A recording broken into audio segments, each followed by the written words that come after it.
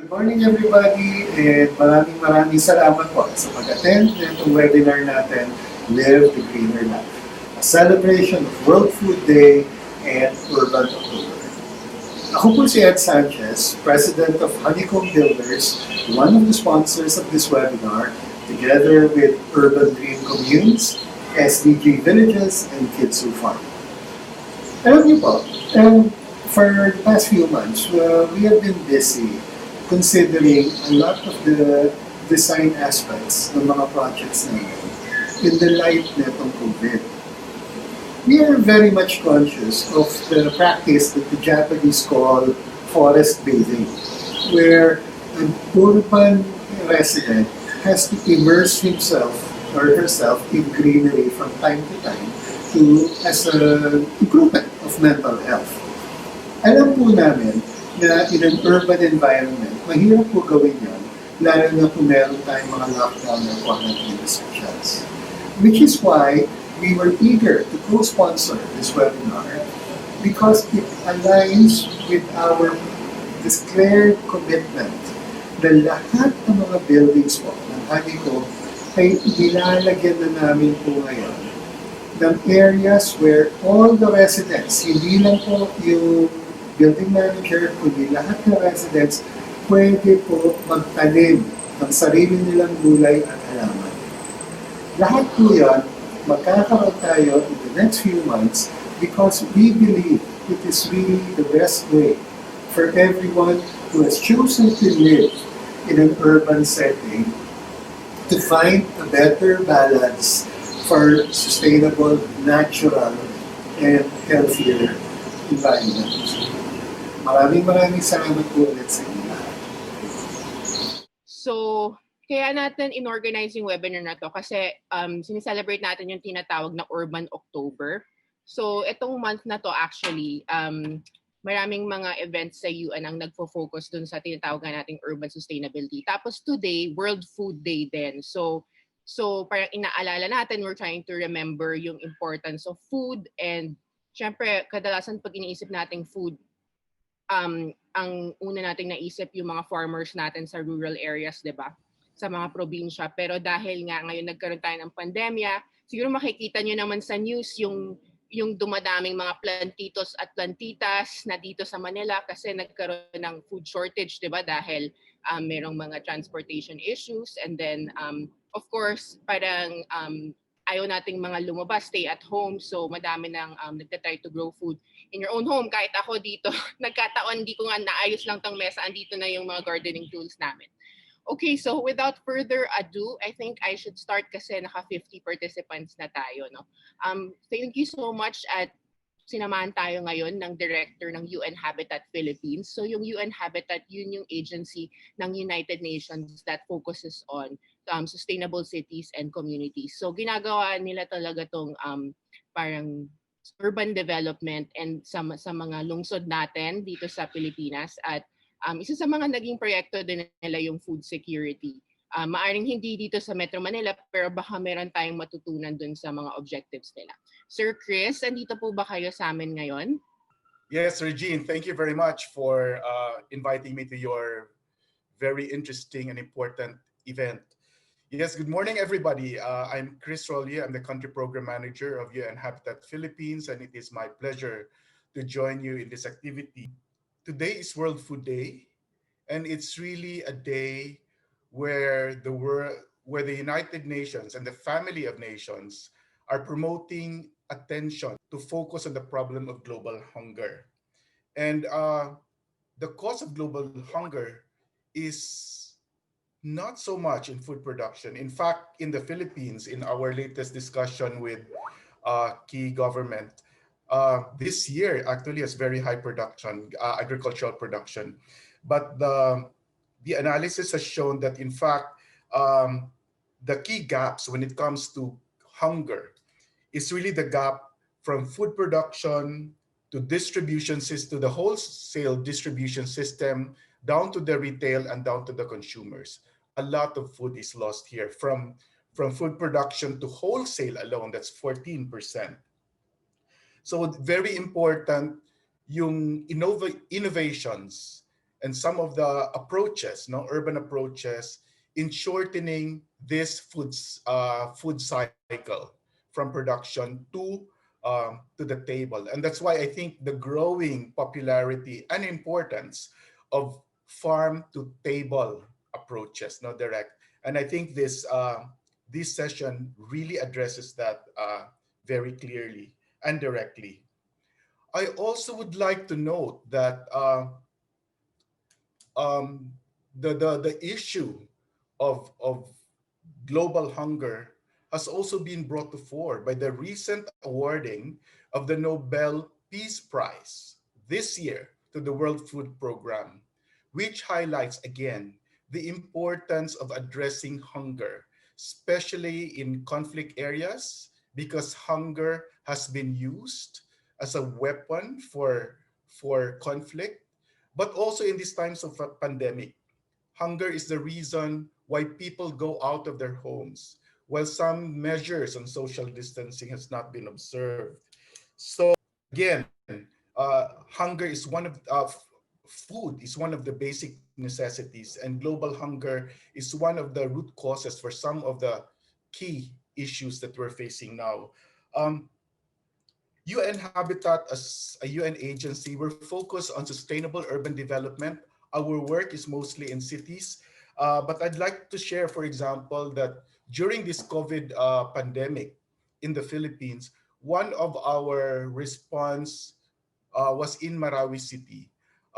We have an ongoing project in Marawi in rebuilding Marawi by constructing 1,500 permanent shelter for internally displaced people. Now, people displaced from the urban center of Marawi because of the armed siege. They're now living in temporary shelters. We're providing 1,500 permanent houses for them. But in the meantime, there's a lot of insecurity and aggravated by the pandemic, by COVID. So what we did, uh, we set up satellite markets near the communities where they live so that their access to food is easier. We also provided rolling stores that went to the far-flung barangays because when they travel from a distant barangay to the city center to buy food, aside from the food cost, they also spend for the transportation cost and other incidental expenses.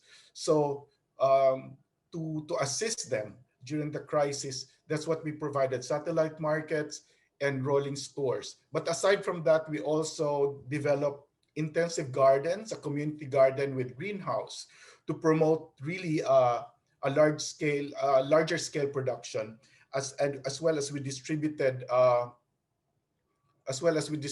also food packs, seed packs to families so that they can grow their own food. I also remember before when we were doing a family-based action responses in Metro Manila, in fact in Mandaluyong, we found out that because we were looking at the SDGs, no, and one of the SDGs again is hunger, and cities, this is particularly important. Uh, One of the innovations that we found out together with the communities really is in the community that we were working with. They said there's no space in the city. It's everything is built up. Everything is privately owned. But then when they looked around, there were a lot of open, vacant, idle lands, but it's privately owned. And so they cannot do anything. So what they did, because they're an organized community, they talked to the barangay captain to temporarily use the space while it's not being used and turn it into a community garden. So it was very effective. The community was able to use it temporarily because of course the private owner was very anxious that it could be run over later. The official coordination through the local leader, densely populated area. So it's possible. And of course, I'm very sure later on many other approaches will be discussed. Uh, and in fact, I saw some photos where instead of decorative ornamental plants inside the house, I saw malunggais and other, vegetables inside the house as indoor plants. So um, I also, as noted by Regine, the whole October also is Urban October. We started by the opening of the month with World Habitat Day and ended at the end of the month by World Cities Day. And Urban October highlights the fact that more and more people are living in cities. But also, because of this, our agricultural production areas are also getting, are also decreasing. And in cities, as cities get more dense, we lack areas for traditional farming, and therefore innovations that to grow food in cities, to decrease the cycle between production to table is welcome, and UN Habitat as a UN agency really supports this kinds of initiative.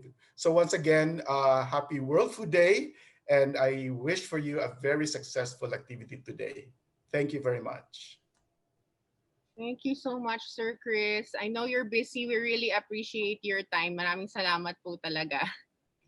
Thank you. Okay, echoing what Sir Chris said, na Rabutan, we were able to get this opportunity na meron tayong national overview kung ano bang nangyayari sa Pilipinas. Tulad nga nung sabi niya, we're an agricultural country. So hindi sa kulang tayo sa pagkain, pero ang issue lalo na ngayong pandemic, how do we bring food to our tables in an efficient but also in a healthy organic way. So from clearing on from that, meron na tayong national level. Siguro tawagin ko yung next speaker natin kasi siya more of barangay level naman siya. So tong si JC, yung vacant lot sa barangay nila na dating garbage dump site, tinransform nila into isang talagang sobrang laki na urban farm para sa barangay nila. So yun, pinaghahati-hatian nila to sa mga kapitbahay nila. So baka maybe we can learn from JC on how do we organize our communities ngayon na nandito tayo sa city towards urban gardening. So ito si JC, Attorney JC Tejano from Urban Green Communes. Hi everyone, good morning. Thank you, Reg, and it's great to see Mr. Chris Rollo here as well. Actually, I'm also aside from Urban Green Communes, I'm also from Saligan, a legal resource NGO that is working with the urban poor. So we were also acquainted with UN Habitat from last year, I think. Nung pinag-uusapan naman namin tungkol naman sa security of tenure sa lupa.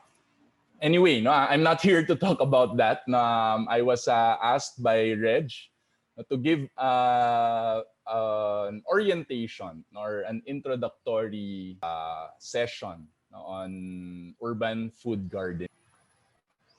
Actually, ang ganda nung nasabi kanina ni Chris tungkol sa hunger, how it can be used as a weapon, how so much of it is actually so much of food is actually wasted doon sa basically the human process of food production, food distribution, retail, and then consumption. So I think sobrang importante no kasi doon talaga natin makikita how hunger is actually not the result of natural occurrences, not necessarily or not always the result of natural occurrences, but in fact in many cases hunger is by human design. At hindi lang siya tungkol doon sa production, distribution process, hindi lang siya tungkol sa gera, sa conflict. Para sa atin na nakatira dito sa Metro Manila, mapapansin natin na yung ating kalunsuran, hindi talaga siya dinisenyo para magkaroon ng pagkain or para magkaroon tayo ng maiksing access, mabilis na access para makakain. No, and yun yung isa sa mga napansin namin no, noong nag-set up kami ng sarili naming community garden na gaya nung nasabi ni Reg. Paano ba mag-umpisa no, ng isang urban food garden? Ang mas tututukan ko para sa presentation na yung mga considerations kapag ikaw ay mag-uumpisa ng isang urban food garden. Gaya nung nakwento ni Reg kanina, nag-umpisa kami ng community garden actually dahil sa isang sunog. Nagkaroon ng sunog doon sa isang bakanting lote dito sa aming community. At yung bakanting lote na yon for 30 years, no, ginagamit na siya na tambakan ng basura. No? Gaya ng napakaraming ibang bakanting lote no, dito sa Metro Manila. And isang gabi, no, noong umpisa ng community quarantine, na merong nag-umpisang apoy no, doon sa bakanting lote at sobrang lumaki siya. Tapos kaya niyo sigurong ma-imagine no, yung sobrang dami lang talaga nung basura na meron doon sa bakanting lote. Naging napakalaki noong sunog. In fact, muntik masunog no, yung mga bahay namin no, na katabi noong bakanting lote. And kung hindi namin siya napigilan, kung hindi namin siya agad nakita, no, siguro yung mga gamit namin ngayon wala na, no, yung mga bahay namin ngayon wala na. So the next day, no, buti na lang no, na pagtulungan namin no, nung gabing yon na nag-umpisa yung sunog at napatay namin yung sunog. Pero the next day, naisip namin na linisin na no, yung bakanting lote. Nilinis namin siya no, para hindi na maulit no, na magkaroon ng ganong klaseng sunog. At nung first day, around mga lunchtime, na pag-usapan namin, kami mga magkakapitbahay, na bakit nga ba hindi na mag-umpisa na rin no, ng isang garden doon. Basically, magtanim no, doon sa bakanting lote. Ang idea ay, no, una, para mahiyana actually yung mga tao no, na magtapon pa ng basura ulit doon. No, at hindi na maulit no, yung sunog no, na nangyari no, dahil nga doon sa dami ng basura. Pero pangalawa rin para makaiwas na sa pagpunta sa palengke. So nag-umpisa kami ng isang community garden. Yeah, so ito siya no, yung aming garden no, yung bakanting lote pala muna. No, tapos we transformed it no, into a community garden. Yeah, anyway, no, yun yung kwento noong sa amin. So kapag ikaw ay mag-uumpisa ng isang urban food garden, ano yung mga top na considerations na kailangan mong tignan? Typically, no, ang isang halaman na ang gulay, ang fruit-bearing tree, no, ang herbs, no, lahat yan typically no, merong 6 no, na kinakailangan. No, una, kailangan ng oras. No, pangalawa, kailangan ng espasyo. Pangatlo, kailangan ng araw, sunlight. Pang-apat, kailangan ng growing medium. At usually, ito ay lupa. No, pang-5, no, kailangan ng tubig. No, at pang-6, syempre, kailangan nung binhi mismo o nung punla. No, basically yung halaman mismo. No, so para sa isang urban food garden, no, yun yung 6 na kinakailangan. At pwede natin siyang tignan no, na yun din yung 6 steps no, na kailangan natin gawin para sa pag-uumpisa no, ng isang urban food garden. So ito yung 6 na considerations para sa isang urban food garden. At ito rin yung 6 na steps no, na pwede nating pagsunod-sunurin sa pagde-decide no, kung ano nga ba yung ating mga ilalagay, ano yung ating mga gagamitin sa ating urban food garden. So una sa lahat, no, oras. Bakit mahalaga yung oras? Oras o panahon, no, actually magsasabi sa atin kung ano nga ba yung dapat nating patubuin at kung ano yung gusto nating patubuin. Typically, no, kapag sinabi nating pagkain no, na pinapatubo, na meron tayong tatlong pinag-uusapan.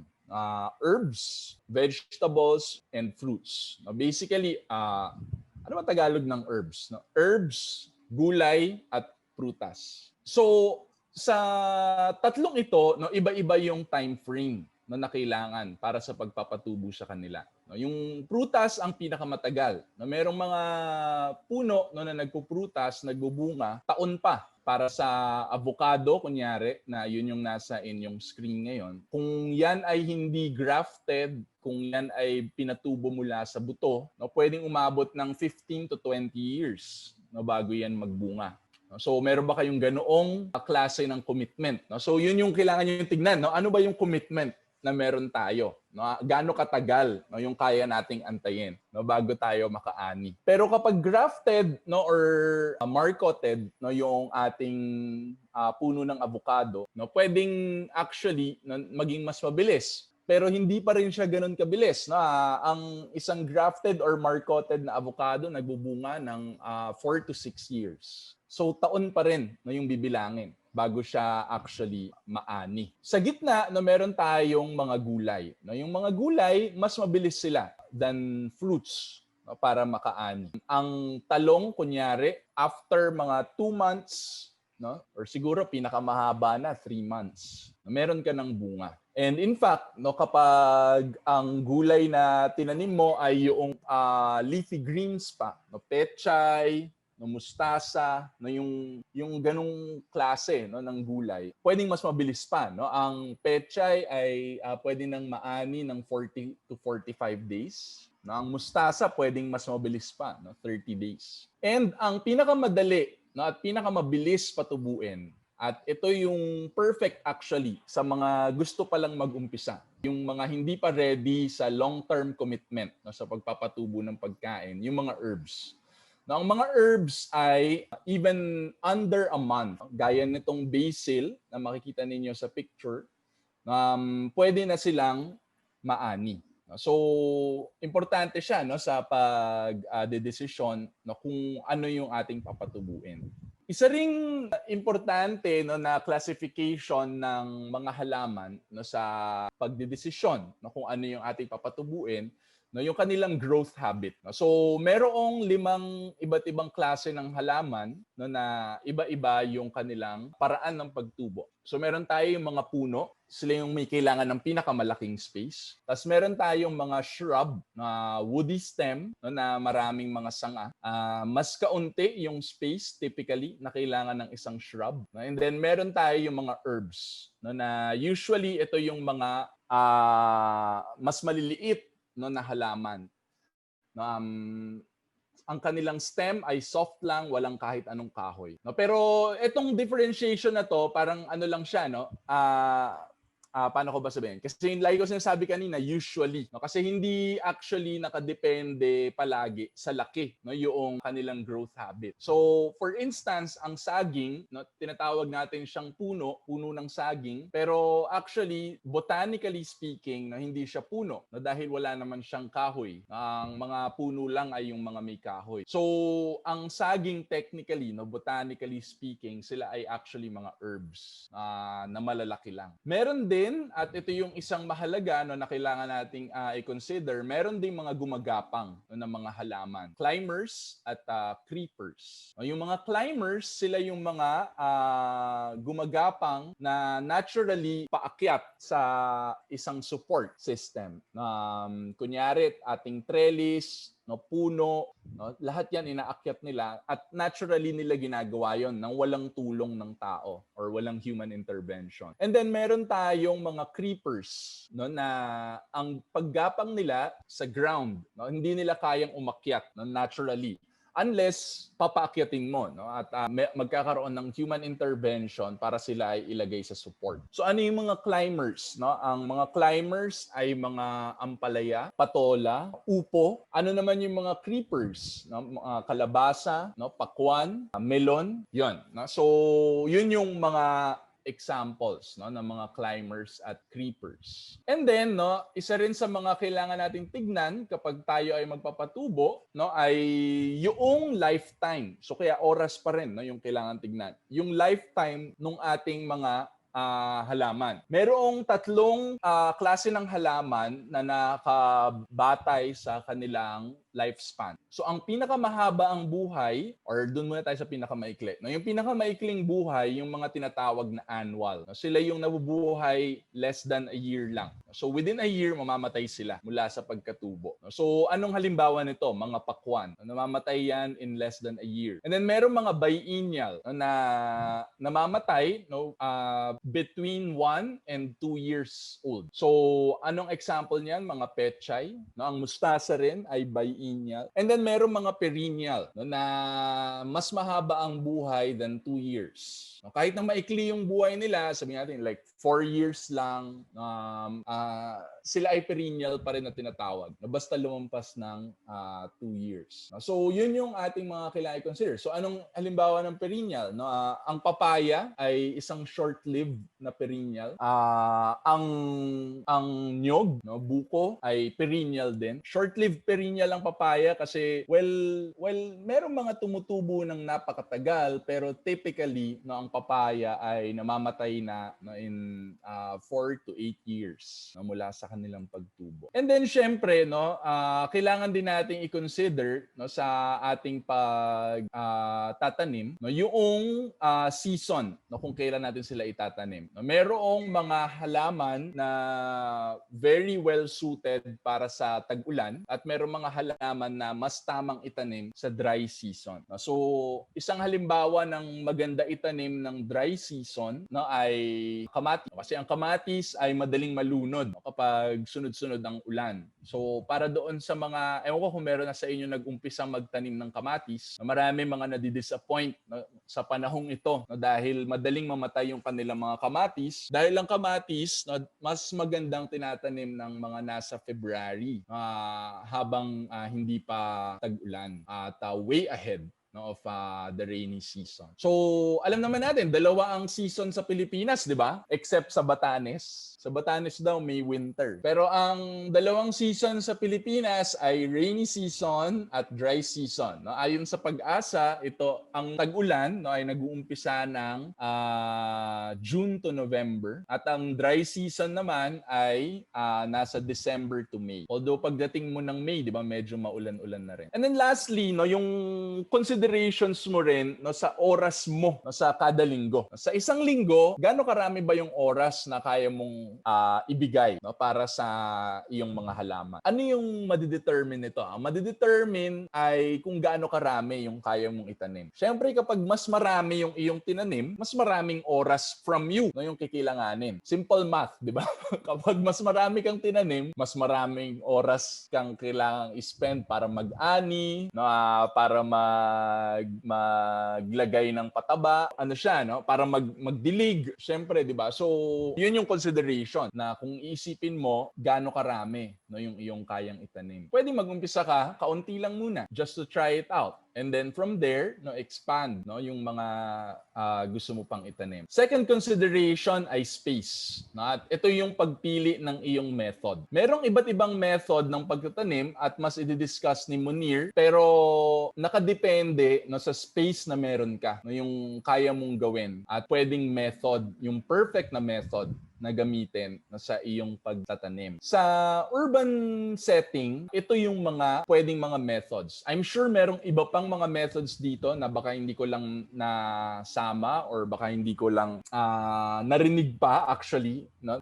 Always naman, no, nag-i-innovate yung mga gardeners, no, ng iba't ibang mga method. Pero typically, no, ito yung makikita natin, no, kapag tayo ay nag-research. No? So para sa mga pinakamaliliit na space, ang pinakamaganda talaga no, vertical gardening. Ano yung vertical gardening? Ito yung magtatanim ka ng nasa dingding. Merong mga gumagawa ng vertical gardening na nasa isang receptacle siya na napataas. And I think no pwedeng mag-qualify na vertical gardening yung ginagawa ni na Red at Munir actually, yung kanilang gardenator. No? Container gardening, no, less space din ang kailangan, no? So sa mga paso, pero pwede rin na gumamit kayo ng mga recyclables, ng mga gamit ng PET bottles, no? In fact, you can be very creative, no? Sa isa kong nakita, meron gumamit mga t-shirt, no, yung kanilang pinapatubuan, ng mga sapatos, lumang sapatos. Sa amin, gumamit kami ng mga gulong din sa pagpapatubo ng mga halaman. And then merong hydroponics or aquaponics. Okay, ito naman gumagamit ng tubig. Yung difference lang ng hydroponics at aquaponics, no, yung aquaponics gumagamit siya ng isda. Yung square foot gardening naman, no,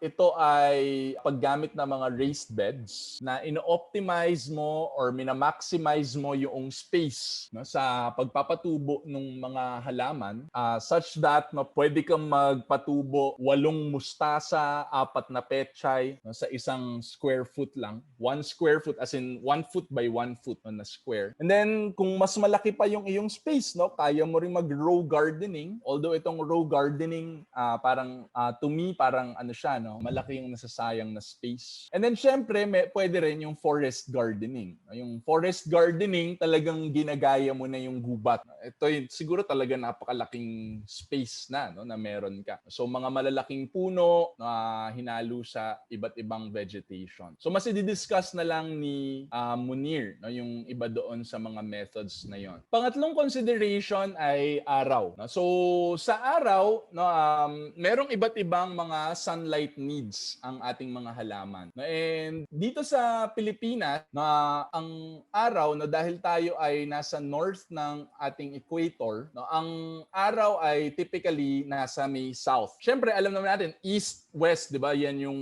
east ang sunrise, west ang sunset. Typically, kapag nasa east ang araw na sunrise, mas mild no, yung sunlight. At mas harsh ang sunlight no, kapag nasa west na siya banda. Ito yung pa-sunset naman. No?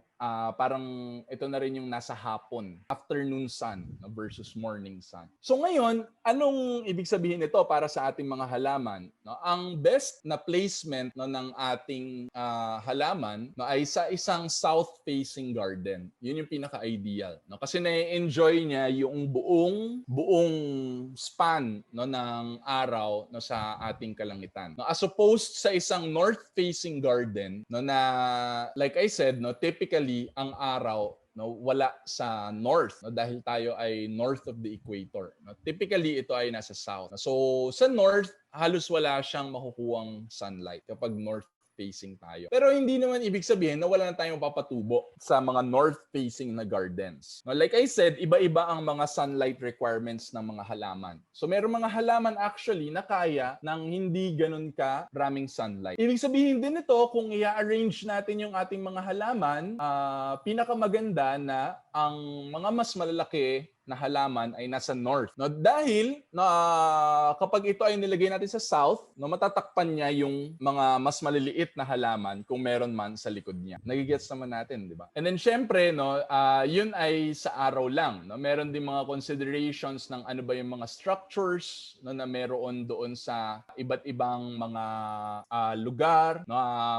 At kung saan natin no, ipi-place yung ating mga halaman. Pang-apat no, na consideration, no, yung ating growing medium. So sa ating growing medium, no, merong ang kaya ko lang pag-usapan, no, hindi ako hydroponics expert. No, ang mas makapagkwento ata nun si Munir. No, pero para sa lupa, no, meron lang tayong mga 3 kailangan tandaan no, sa differences no, ng iba't ibang klase ng soil texture. So meron tayong mga loam soil. No, ito yung mga loose, no, crumbly no, na mga lupa. No, typically, ito rin yung mas maitim no, na lupa. Kapag pinisil mo siya sa iyong kamay, no, madaling mabasag. No, nababasag basically yung lupa. Pero hindi rin siya yung hindi mo pa pinipisil, basag na. No? Kasi yon sandy na yon. Nakigets nyo naman, di ba?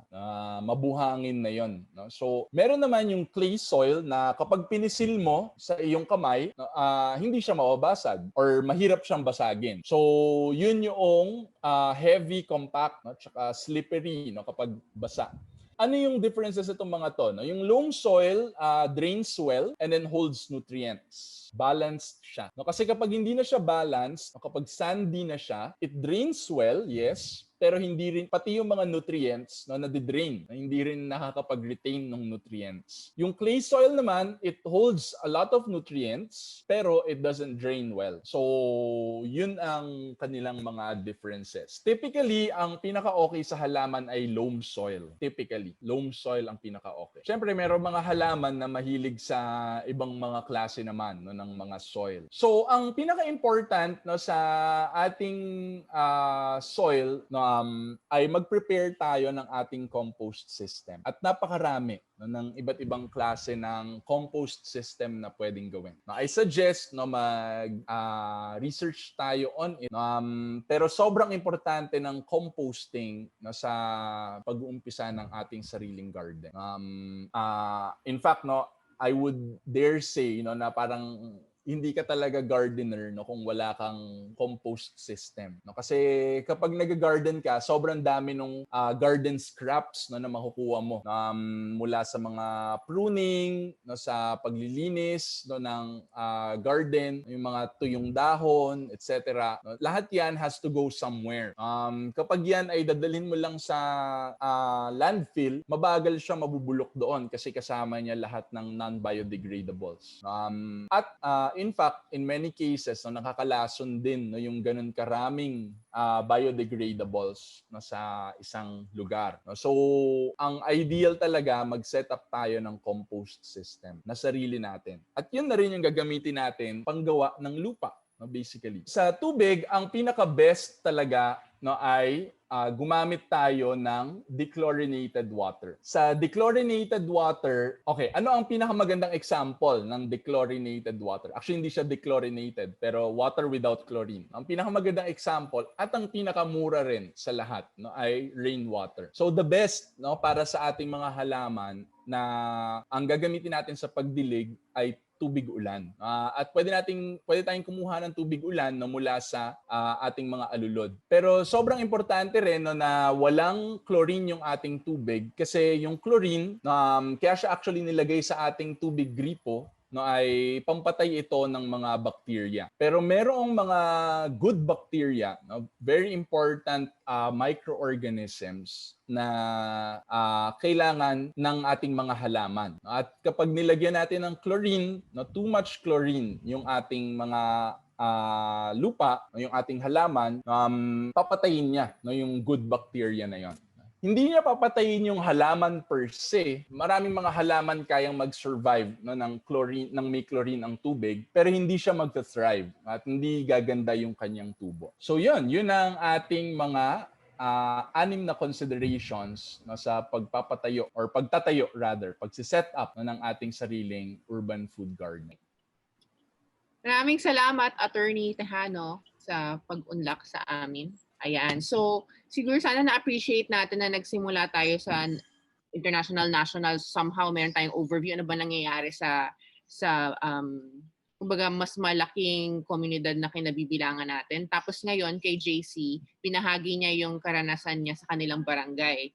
So, more to the local community. And then ngayon sa next speaker natin, baka ito yung mas practically makaka-relate kayo as people living in high-rise, mid-rise buildings. Maybe sa level ng family or sa level ng school, ganyan.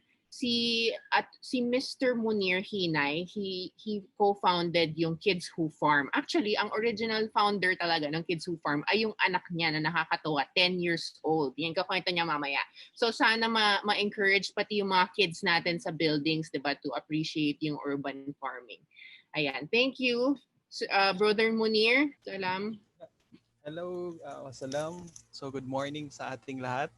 Happy World Food Day. Ako po si Munir, ang one half ng Kids Who Farm. The other half is my 10-year-old daughter, which I will introduce in a bit. Okay, so there you go. So first, happy World Food Day. So it's very interesting no that marami na information na share sa atin si Attorney JC no doon sa pagsisimula ng ating mga urban farms no urban gardens. So what I will tackle this morning is a continuation of that presentation and would largely dwell on home food systems no kung paano natin paano tayo magsimula sa ating mga bahay. But first and foremost, I would like to emphasize that this is a movement that we're trying to start. No, we call it plant your plate. So, for us to meaningfully participate in growing food, we should consider what's on our plate. No, so itanim natin kung ano yung kinakain natin. And maybe to briefly introduce our organization, Kidso Farm is based here in Zamboanga City, and our objective or our mission really is to inspire future farmers. Kaya sa pangalan pa lang, Kidso Farm na siya, no? And this is my daughter. Hi everyone, I am Raina P. Hinay, 10 years old, and I am a co-founder of Kids Who Farm. Kids Who Farm is a Zamboanga City-based advocacy initiative that aims to educate the youth on the importance of food and farming. Our social mission is to empower the youth as the next generation of future farmers by making farming fun and easy to learn. So there you go. So that's my 10-year-old daughter, the co-founder of Kids Who Farm. So our vision really is to reverse the persistent trend now of aging Filipino farmers by building the expertise of the youth in food and farming. No? So we want to integrate that one. And of course, create more urban green jobs, incubation opportunities for the youth so that they can participate in the business or the enterprise of farming to secure food for the future. So we are actually a collective of volunteers, not just me and my daughter, but youth leaders here in Zamboanga who participate, who are actively implement our projects here. So over the period of a year, we have implemented Schizo Farm since 2019, and we have trained a number of people already, especially the young people. And of course, this is my topic now, which is about um, time for us to be participant in the food system. So as mentioned already, no, na because of COVID-19, our food system is showed the many cracks it have, no, and because of problems in logistics, in jobs and so on, nagkakaroon tayo ng problema sa access to food or trying to secure our food. And we want to meaningfully participate, no? So this is an inclusive process na kasama lahat. Kasi may maraming solutions at different scale. Na-mention ni Attorney JC kanina, solutions at community scale. Ngayon naman, solutions at personal or household scale. So we can be meaningful participants of the food system. So the plant your plate is one way to combat food insecurity, as already mentioned also by our friend from the UN Habitat. And gardening is one of those very doable strategies in combating food insecurity. So we want to seize the power to control our food, and that is through urban container farming. Urban container farming is within one of the technologies in a home gardening system. But we want to emphasize that home gardening is not just an ordinary activity, but if you look at it closely, home gardening is a farming system, no, which combines different activities, no, pretty much similar to doing conventional farming. Kaso lang nasa bahay lang tayo at maliit lang yung space natin. But yung tenets ng production, it's similar to producing in a farm or in a community garden. Pareho pa rin yung pagdadaanan natin, no? As already mentioned by Attorney JC, dadaan pa rin tayo doon sa basic na seed down to harvest. So just quickly, just to run some of the reasons why we grow food. Of course, this is very important, but I think more than ever, we need to be empowered to choose our food. That's why we're growing food at home. That's why we participate in the food system. Second is that this is an essential life skill. So, di ba, as parents, we always teach our kids not to waste food, to eat the healthy food, pero never natin tinuro sa ating mga bata paano magtanim. And I think doon yung disconnection. So may disconnect, may gap doon. And I think by starting your own home garden, you're actually also teaching your family members, especially your kids, that indeed growing food is a life skill that should be acquired by the kids, not from the school, primarily from the household. So para may connect yung buong appreciation ng food and farming sa mga bata. And of course, it teaches them or teaches us to better appreciate nature. So what the best way for us to really immerse ourselves in educating ourselves in the environment is to start our garden. So and of course, it also teaches us about patience, about hope, about the life cycle. And health is wealth, definitely, lalo na ngayon sa COVID-19 pandemic. So pag meron kang garden, that's really sure na meron kang healthy food to eat.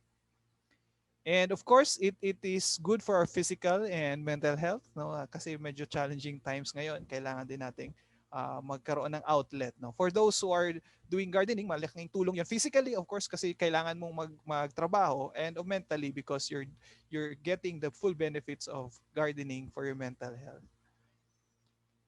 Okay, when I'm trying to teach kids kasi about gardening, I always say the story of the seed, no? Kasi parang na-capture na dito lahat ng kailangan ko ituro, no? Ang story of the seed ay meron siyang characters. So, pag nagkwento tayo about the story of the seed, nagsisimula siya sa character ng isang farmer or gardener. And I think kayo yun, no? Kayo dito na nakikinig at nanonood. Pero ang isang farmer is very important. Importante na malaman niya lahat ng proseso kasi he will harness all the elements, no, ng story of the seed. Some of these elements are your container, the soil, where you will plant the seed, and then with proper care, magiging seedling siya. Tapos with, sabi ni Attorney JC, yung sunlight, shade, and fertilizer, yan. Magkakaroon siya ng tutubo siya to bear flowers. And then pag may flowers na, ayan, dadapo na yung mga pollinators, butterflies, bees, and beneficial insects to help the plant, no, grow more flowers and bear fruits. Katulad ng isang eggplant. Pero parang kwento din, parang movie, may kalaban din, no? So may mga kalaban din yung tanim natin. And these are the pests and diseases. But in our story, hindi lang naman nag-iisa yung ating tanim. Meron siyang mga allies, and these are the natural pest control na kailangan din nandoon sa inyong garden to manage the entire plant and help the plant grow more and bear more. Kaya doon, essentially yun ang story of the seed na ikukwento ko. So now, let's do it. How to get started? No, mabilis lang naman yung kwento ko. First things first, importante ay mindset, no? Kasi kahit sa lahat ng aspeto ng buhay natin, kailangan talaga may positive mindset tayo. So sa urban container farming or even sa urban agriculture, ang sinasabi always namin, limited spaces need wider mindsets. Kailangan nating mag-innovate, kailangan nating maging creative, at hindi hadlang ang limitasyon sa espasyo para mag-produce pa rin tayo ng pagkain. No? So, container gardening is one approach that we're trying to emphasize here because primarily it is the creation of micro farms. We call this micro farms. So in limited spaces where you grow your herbs, your fruits, even fruits, no, and gulay in containers. And in particular, container gardening kasi addresses two major issues at the household level. Number one, yung food security. So na-mention na natin na importante yung pagkain. But second is yung household waste management. Kasi ito talaga yung malaking problema sa mga bahay, lalo na in urban setup na wala tayong pwedeng pagtapunan ng ating basura. Yan. So how these contribute to these two, I will explain in a bit. So number one consideration when you're starting, as mentioned already by Attorney JC, is your garden site selection. So kung saan man sa bahay mo gusto mong gawing garden, consider mo lang meron kang access to water, may access ka to sunlight and shade. So nasabi na rin kanina, no? But siguro ang tanong na lang, ano yung mga crops na pwede sa different types of sun exposure? So ito na lang yung babahagi ko. Very quickly lang, yung mga crops natin na namumunga, kailangan talaga nila ng 6+ hours ng sun exposure. So, katulad ng pepper, eggplant, tomato, ampalaya, upo, watermelon, yan. Basically, kailangan nila ng mas mahabang exposure sa araw. Mayroong mga tanim na nangailangan ng 4 to 6 hours of sun, and mostly these are herbs, no? And some of the cucurbits, no? Ito yung mga family ng cucumber, ganyan. You have sitaw, carrots, radish, garlic, and ginger. And your shade-loving plants, pwede na dito yung mga leafy greens natin, na mustard, spinach, arugula, your pak choy or pechay, and some of the herbs. No? So para lang may idea tayo. No? So if you want to consider your area, kung saan man sa bahay ninyo, pwede nating i-factor in yung sunlight requirement, number one. Of course, the other ones are the access to water and the type of vegetables that you're gonna grow. So like ako, dito sa farm or sa household farm namin, household micro farm, meron kaming hanging garden. We grow these in all these in containers, no?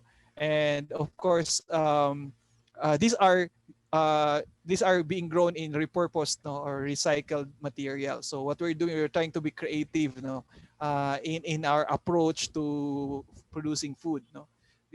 We also do innovations, no, katulad nito. Nakikita nyo sa fence, nilalagay namin yung mga tanim at meron ding staircase garden. So pretty much marami. Ang limitation lang talaga ay yung ating imagination, no. So ang best advice is that to start small, grow only what you need, no. So wag tayo munang maging complicated, no. So simula lang tayo sa very easy to grow. And basically, sa agriculture, meron tayong tinatawag na companion planting, no. Kung ang tao, meron tayong group of friends, ang gulay din meron group of friends. Nagkakaroon ng maraming benefits, no. One of the benefits of companion planting is that you are able to maximize productivity of each plant, no. Mas marami ang bunga ng tanim pagkasama niya yung mga kaibigan niyang tanim. Pangalawa, nagkakaroon din ng malaking impact doon sa kanyang pag-manage ng pests and diseases, no, and all, no. So, and of course, walang damo, and talagang mas makaka-benefit yung tanim, no, pag nag-companion planting. The other aspect na gusto kong i-share sa inyo ay yung very easy to grow crops, no. Magsimula lang tayo doon sa kayang ipatubuin within the span of less than a month, no. Alugbati, kamote, pechay, pak choy, onion, basil, and lettuce. Yun ang pinakamadaling ipatubuin, no? Mostly leafy greens and some herbs. Next is that you focus on healthy soil. Kasi 95% ng agriculture natin ay soil-based talaga. So if you want to succeed, no, in your urban gardening, dapat healthy yung soil natin. And let me share this one, no. This is in connection doon sa household waste management. 52% ng basura na tinatapon natin sa bahay are biodegradables, no. Kasama na doon yung kitchen scraps, yung leaf litters, yung mga papel, and so on. 52% can be converted into fertilizer, no, instead of being thrown in the sanitary landfill. And malaking contribution talaga ng mga households in terms of waste generation, no. So kaya lahat tayo ay participant talaga doon sa sinasabi kong food system. One way to manage our waste is to do composting. So maraming paraan ng composting. Hindi ko na lang siya iisahin dito, pero kami dito sa bahay namin, we do vermicomposting, we do black soldier fly composting. Pero dyan sa Maynila, I think marami dyan ay nagbubukashi composting. So pretty much kung anong klaseng composting pwede nating sundin for as long as ma-manage natin yung waste natin. Yun ang importante. So next is to grow your seed, no? Mahalaga din na magsimula tayo dun sa trying to grow our seed from seedling tray, or if we want to improvise, pwede nating gamitin yung mga use natin ng mga containers, no? Pwedeng lagyan ng seedling, no? Yan. So seedling tray mas maganda kasi at least doon muna tutubo yung tanim natin bago i-transplant. Next is you understand your plant's need, no? Importante 'yon, no? So importante na maintindihan din natin na ang tanim natin nangangailangan ng araw, nangangailangan ng fertilizer, nangangailangan ng tubig. We can act by making our own fertilizer. Yan, no? So importante 'yon, no? So one of the ways na pwede tayong gumawa ng fertilizer is yung mga organic concoctions such as fermented plant juice, fermented fruit juice, so and others. The fermented plant juice is very essential kasi it helps the plant, no, grow and grow well, no? So importante yung nitrogen. So in making fermented plant juice, madali lang naman yan. You use your available leafy vegetables, no? Pwede nating i-mix yan with brown sugar. Nandito yung ratio nakalagay. at i-ferment natin ng 7 days. No? Ganon din naman sa paggawa ng fermented fruit juice, which is for fruiting and flowering of your plants. No? Fermented fruit juice is also made from ripe fruits, banana, avocado, and brown sugar or molasses. Yun ang i-mix lang natin and you ferment it. And how do you process it? Ganun lang naman, no? I-store natin in room temperature, ferment it in a container, and then, of course, you harvest it after 7 days and strain the contents and store it separately, yung syrup. And then you can already use it as your fertilizer by mixing 2 tablespoons with 1 liter of water. And then you can either spray it or drench it to your plants. Okay, so next is your growing natural pest control. Kasi sabi natin kanina, mayroong companion ng ating mga tanim, no?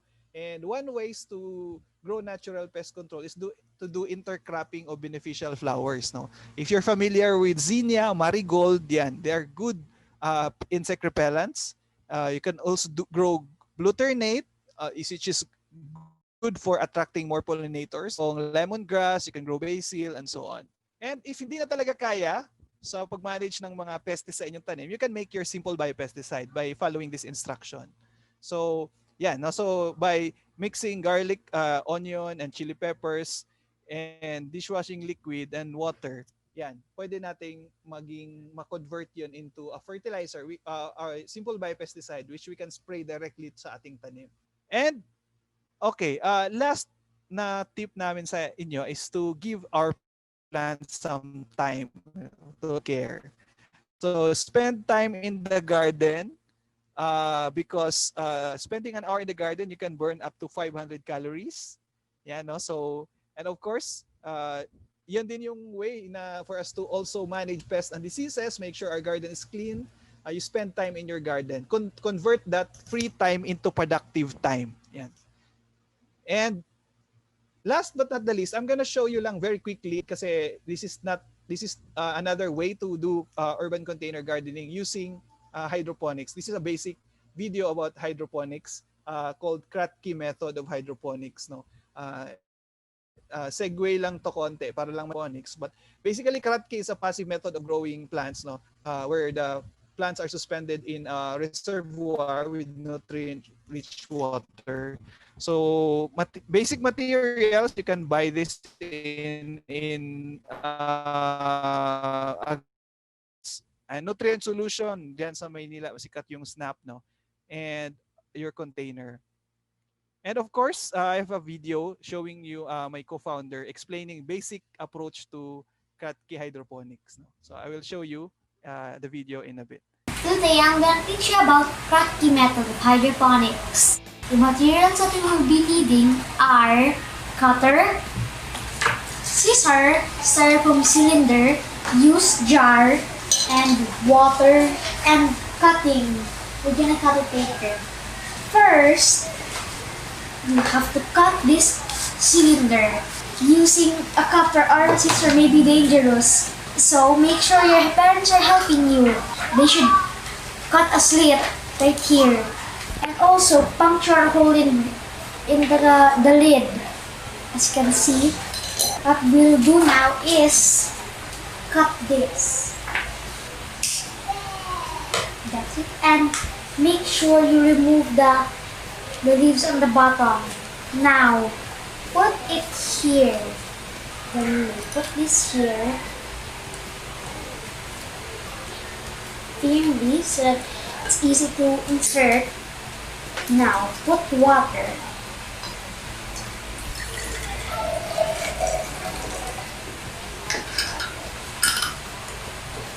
Okay.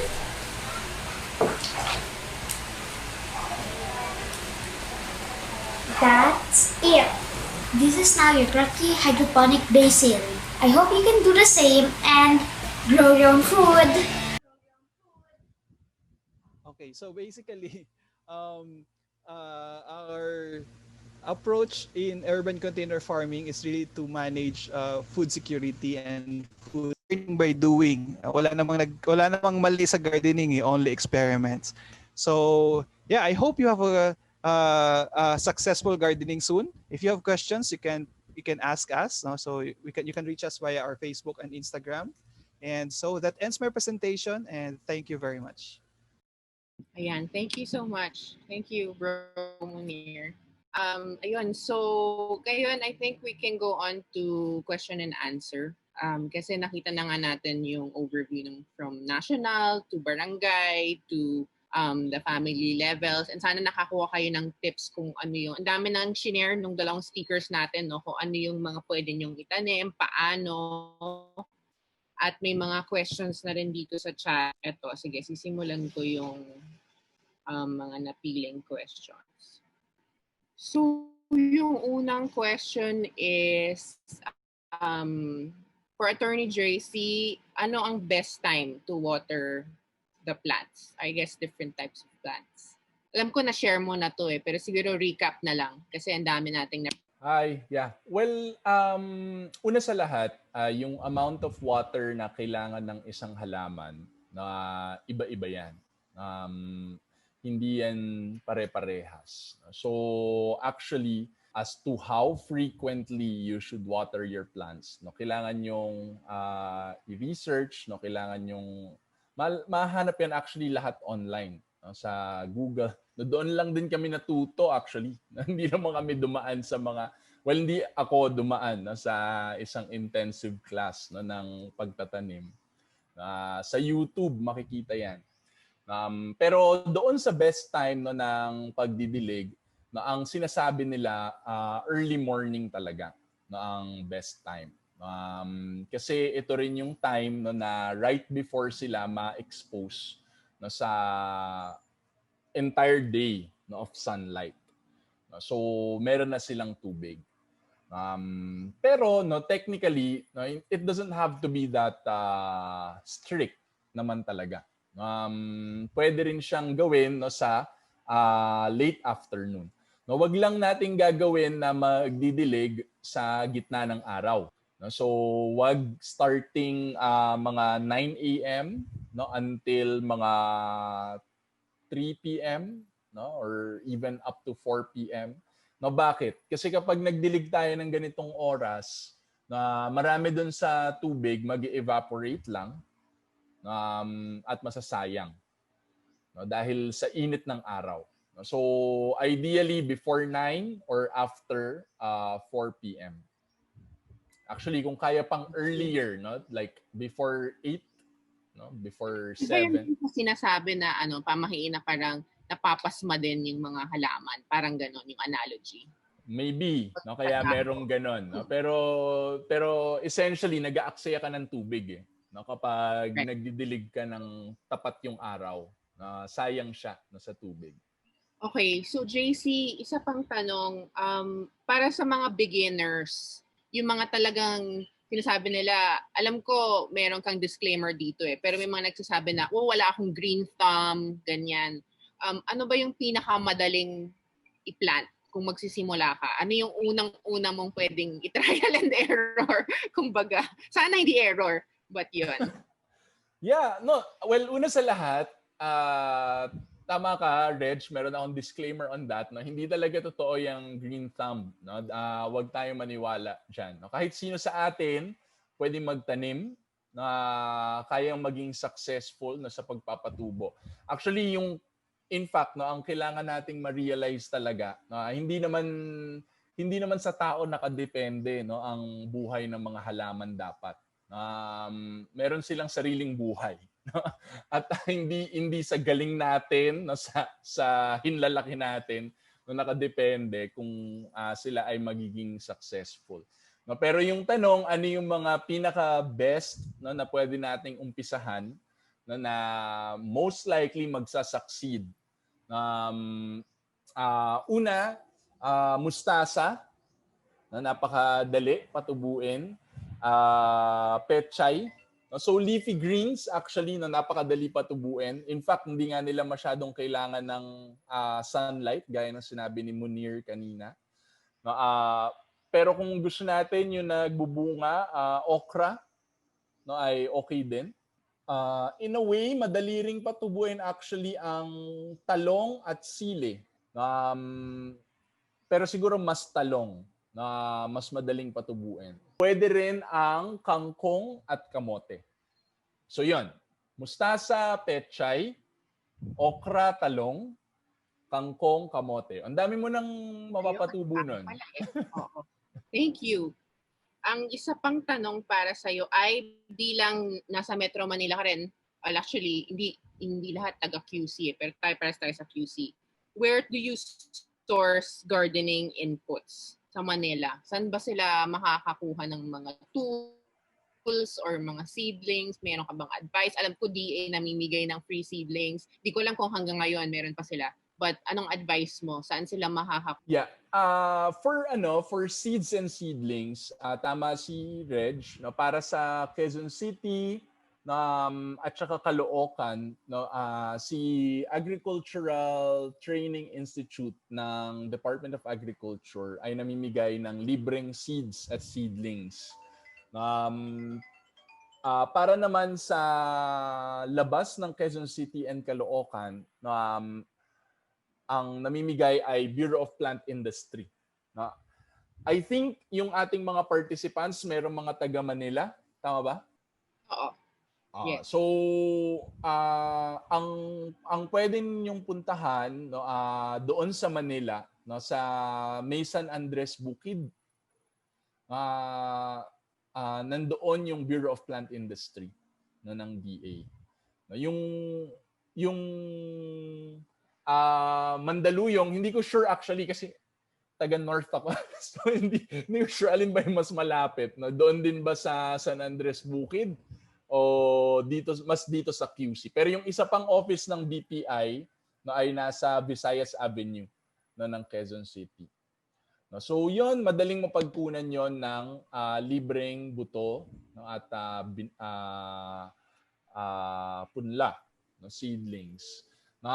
Pero pwede rin sa mga grocery actually, no, kung tayo ay may pambili naman, no, meron sa mga grocery, no, meron sa Pure Gold, no, na mga buto, meron din actually sa mga hardware stores, no, na mga buto. No, para sa mga inputs, meron sa mga hardware stores, no, na mga mall, no, at meron din syempre sa mga garden shop, no, or garden stores, no, na madadaanan natin sa kalsada. Pero kung ako lang, Reg, pagdating sa mga inputs no, sa fertilizer, sa compost, kung ako lang, no, do it yourself. Wag na kayong bumili pa no, sa mga garden shop or garden store no, kasi kaya ninyong gawin on your own. Ang problema lang siguro sa compost yung panimula ninyo. No? Kasi sa compost, mga ilang buwan pa yung antayin ninyo no, bago kayo magkaroon ng compost. So kung kailangan nyo na ng compost agad, sa garden shop. Pero ideally, in the future, na meron kayong sarili na compost, which is actually an organic fertilizer. Okay, thank you so much. Maraming salamat, Attorney JC. Bilang nabanggit mo na rin yung compost, tatanungin ko saan yan kay Brother Munir. Kasi yung gardenator nga na actually ginagamit ko din dito sa bahay. Teka, screen share ko ulit tayo yung picture mo para makita nila. Ayan. Naka-share na pa siya. Meron siyang built-in compost. Pero syempre, yun nga, tanong siya kanina. Hindi sure kung gaano siya kalaki. Depende sa mga building admins nyo. Pwede yan sa roof decks. But yung point is, yung composting facility, tsaka yung pag-manage ng mga pests. Meron ka bang advice doon, Brother Munir? Kung ano ba tong composting facility na to, and then how do we avoid yung mga insects para na ubusin naman or kainin yung mga halaman sa mga urban garden setups. Ayan. Yung nakikita is a gardenator, no. This is a compact farming system na dinevelop namin, particular yung model na yan, pero maraming ibang versions niyan, no? May mas malaki pa, yung blue drum. Yung middle part niyan ay mayroong tube that you can dispose your kitchen scraps doon sa loob, and then later on convert na siya into compost or fertilizer either through black soldier fly or yung vermi. Pero ang pinaka-importante kasi na role niyan is to fertilize the soil So based on practice naman, pag you're growing leafy greens such as lettuce, wala masyadong peste ang lettuce eh. So that's one of the best na pwedeng itanim natin sa gilid dyan. And you can plant one more crop sa taas. No?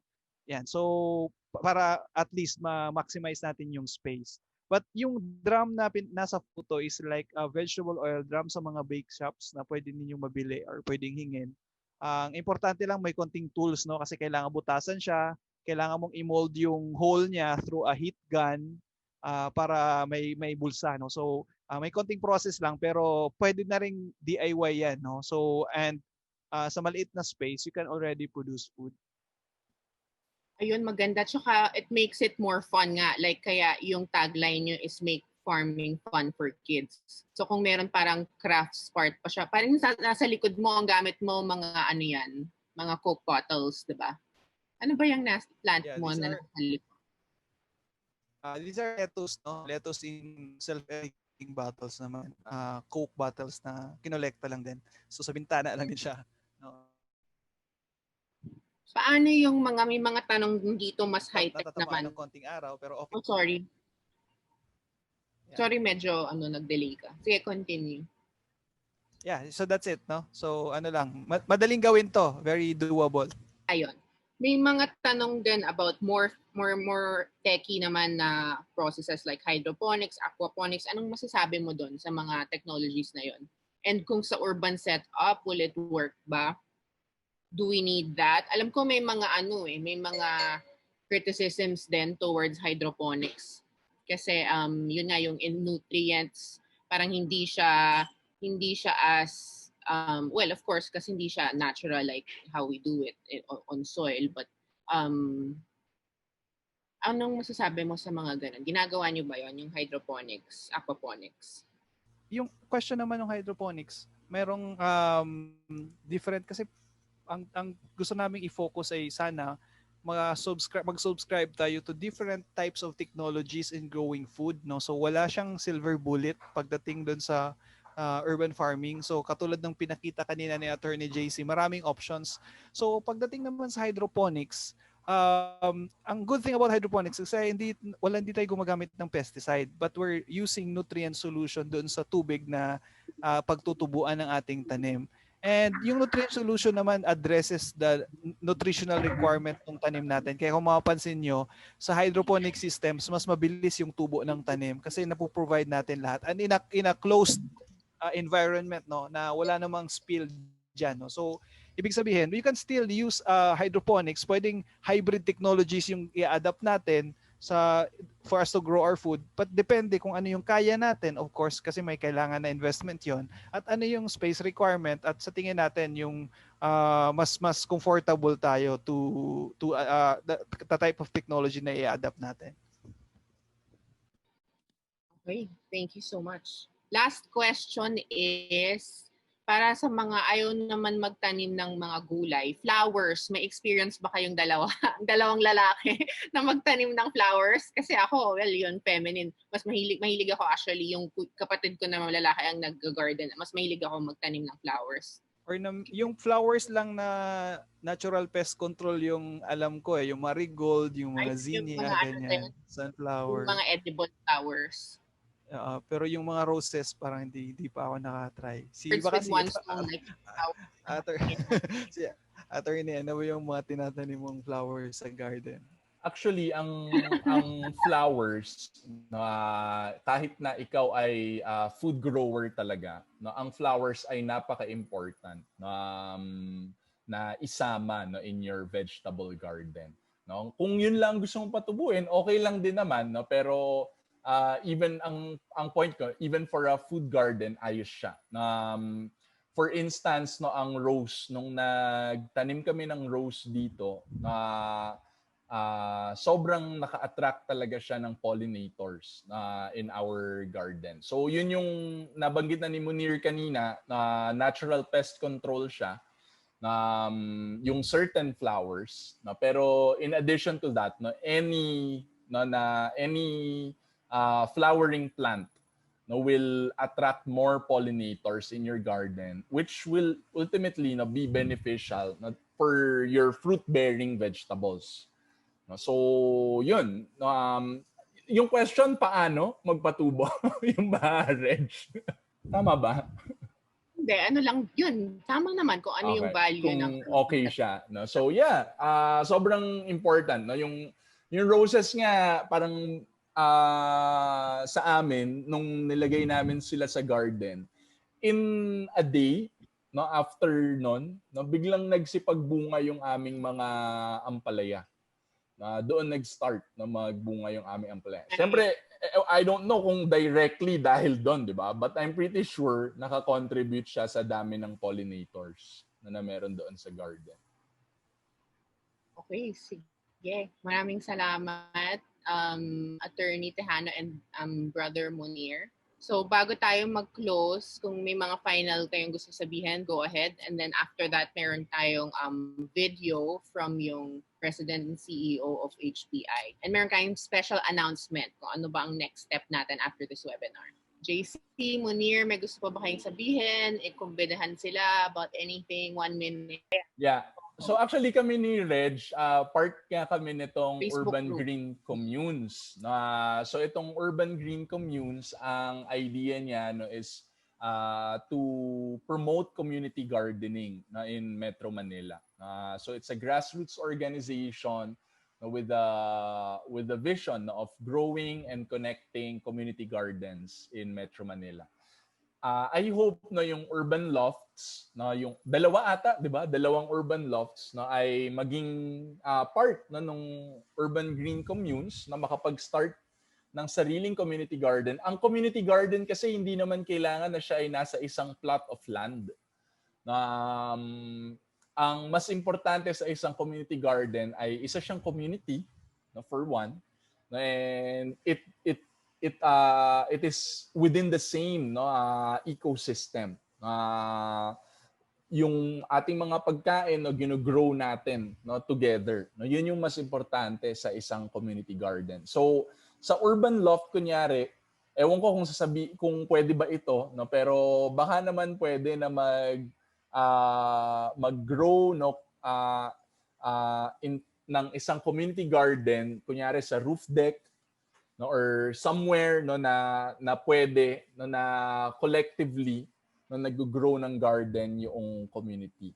No, kung hindi man sa isang place, no, kahit sa ating mga households na hiwa-hiwalay, no, if we share no our insights, share our inputs, share our seeds, seedlings, no, our produce, no, our food, no, that will also make no for a community garden. So, yan. From Thank you. Urban And may Green Facebook Communes. group tayo. Mag-join sila, Urban Green Communes. Yes. Nakalimutan ko yung green. Urban Green Yeah, Si so Brother Munir naman, may mga online classes ang Kids Who Farm. Sige ba kayong mga Yes, kids sa buildings? Thank you so much, Sis and Attorney JC for having me here. So, ang Kids of Farm is doing online classes no on urban container farming. So, it's a module we developed na medyo siya comprehensive no, but it's very fun and easy to understand. And we hope that your sons or even kayo lahat dito, or sons, daughters, or family members can participate. The link to the registration ay nasa aming Kids of Farm Facebook page. You can just visit our Facebook page. And we schedule at least once a week na learning activity for the online class. And then, katulad ng sinabi ni Attorney JC kanina, as early as 2011, actually, together with my mentor, si Jojo Rom Davao City, we founded Home Farmers Club. So it's a Facebook group of around 60,000 members. I'm the one who created it, pero ang nag-admin maraming mga home farmers. You can also join that group kasi nandun sa kanyang archive ang daming references you can get on different urban farming technologies no that we can follow. So, and of course hopefully kung mayroong chance for us to parang furthermore yung ating ginagawa ngayon learning sessions and maybe integrate everything into a platform, mas maganda yon. And pinaka-basic lang naman na gusto sana namin that that you can involve the family members in the activity of growing food, no? So hindi lang yung parents, but I think more importantly yung mga kids, yung better appreciation of food is very important kung alam din nila paano natin tinatanim yung pagkain. Kaya yun. So once again, maraming salamat. Gusto ba natin i-share yung closing poster natin? Kasi bilang banggit nga ng UN Habitat kanina, end of Urban October, which is end of the month, ang World Cities Day. So, ang HBI magpapa-contest on urban gardening based on kung anong mga natutunan nyo ngayon from our speakers. Ay yung natin, yung poster for the urban garden competition. So we will share the mechanics. I think yung mga building admins pa or marketing ang mag-share ng mechanics. So but basically pagandahan sa social media campaign din, and then hopefully this will inspire na sa mga units nyo, you start growing your own food, and hopefully maging community effort din siya sa roof deck, and baka maging part din to sa barangay. So parang pinag-usapan natin ngayon na from our own, sarili nating pamilya, our own sphere of influence, hanggang sa mga iba't ibang communities natin. Because at the end of the day, sinabi nga ni JC sa grupo namin na it all started with a garden. So, 'di ba, sa natin tradition, yung Garden of Eden, and across other traditions too, na everything started in a garden. So sana sa mga gardens nyo, a lot of things will also grow and start for your own families and communities, especially during these tiring times. Ayan. Thank you so much to HBI staff who were coordinating this webinar, and sa lahat ng mga pumunta. Stay safe, and yes, let's live the greener life. Maraming salamat po sa lahat ng mga sumama sa amin today. Happy World Food Day pala. Good, nga pala. Happy World Food Day. Happy World Food Day, Happy Urban October, ano pa ba? Ayan, don't forget, Urban Green Communes, Kids Who Farm, palike sa Facebook or join. Maraming salamat ulit.